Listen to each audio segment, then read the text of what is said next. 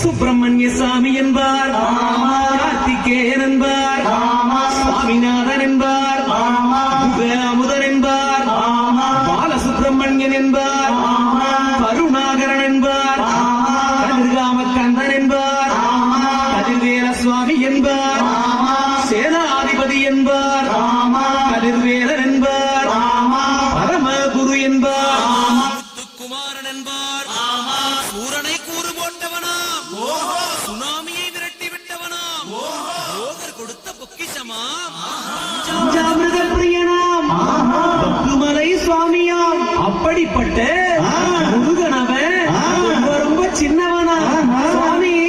சின்ன சின்ன முருகைய சிங்கார முருகைய தமிழ் பேசும் செந்தில்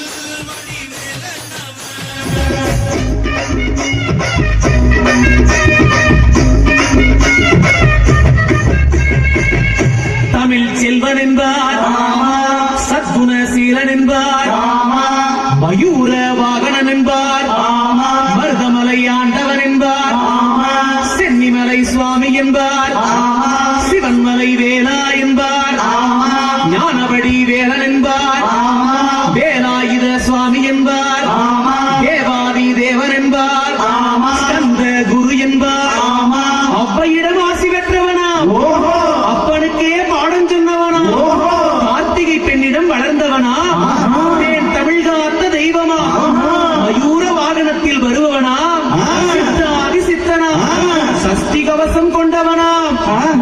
அப்படிப்பட்ட முருகனவே ரொம்ப சின்னவனா முருகே. சின்ன சின்ன முருகைய சிங்கார முருகைய கொஞ்சி கொஞ்சி தமிழ் பேசும்